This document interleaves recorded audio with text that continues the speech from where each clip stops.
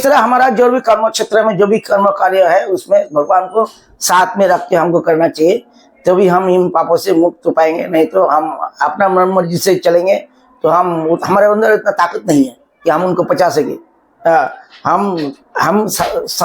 हम एक छोटा सा जीव है और जीवेर स्वरूप कृष्ण नित्य दास, हमारा स्वरूप है भगवान का दास।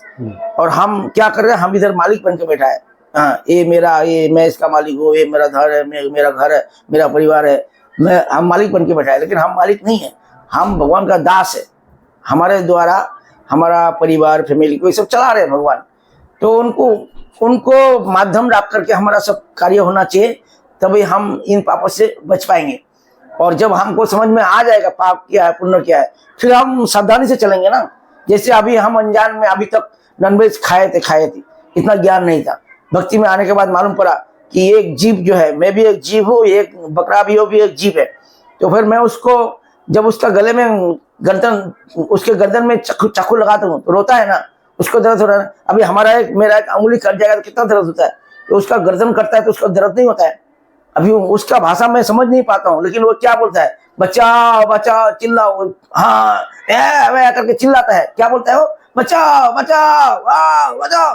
लेकिन हम उसका भाषा समझ नहीं पाते, बल्कि हमको इतना ज्ञान नहीं होता। लेकिन एक्चुअली वो बचना चाहता है, उसका दर्द होता है। तो जैसे अपना दर्द होता है, इसे बकरे को भी दर्द होता है। तो ये वो भी जीव है, मैं भी, हम भगवान के संतान है। हमको भाई बहन के हिसाब में, मतलब इस हिसाब उनको मान के चलना चाहिए।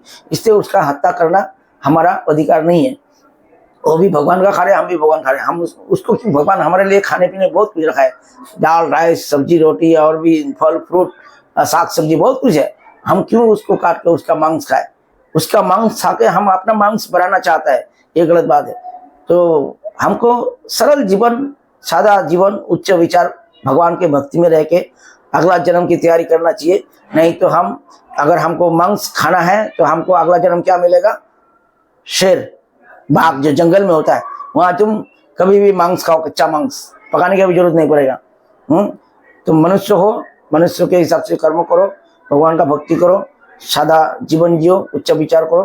कर्म क्षेत्र काम तो सबको करना है दुनिया में, काम करो, छोड़ो मत, जोड़ो। क्या, भगवान को साथ में जोड़ो। कर्म क्षेत्र में भगवान को साथ में जोड़ के आप पारिवारिक जीवन जियो, संसार में तरक्की करो, इसमें कोई त्रुटि नहीं है आपका। लेकिन आप अगर भगवान को छोड़ के जो कुछ भी कर रहे हो, निजी खुद मालिक बनने का कोशिश कर रहे हो, तो ये त्रुटि है, हम कभी विजय नहीं हो पाएंगे। बड़े बड़े राजा महाराजा का देख लीजिए, रावण, जो राम विरोधी रावण थी, अपने आप को राजा समझते थे, क्या कमी था उसके पास, फिर भी एंड क्या हुआ उसका, संहार।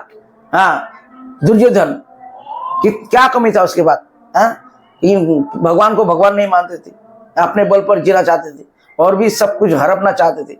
भगवान शांति दूत बन के गया, बोला क्या कि कुछ मत दो, सिर्फ 5 गांव दो। अगर इंसानियत है तो 5 गांव की जगह 6 गांव दे देना चाहिए। अरे चलो 5 क्या, मैं 10 दे देता हूँ, उनको भी जीने दो। लेकिन क्या बोला, एक सुई की नक जमीन नहीं दूंगा। तो ये क्या है, हिंसा है ना, हिंसा अहंकार है, अपने आप पर शरीर पर बल बहुत है, इसलिए उसका अहंकार है कि मेरे से ऊपर कोई नहीं है, मैं सब कुछ करके दिखाऊंगा। लेकिन भगवान के सामने कौन टिक सकता है? बाद में बताओ, तुम्हारा 5 गांव तो छोड़ो, पूरा जिंदगी गया, सब बर्बाद हो गया, पूरा कौरव। तो ऐसा नहीं, भगवान का जो वचन है, वाणी है, उसको फॉलो करके हमारा मनुष्य जीवन सफल करना चाहिए हमको। यही हमारा जीवन सार्थक है, बाकी सब निरर्थक है। हरे कृष्ण। हरे कृष्ण।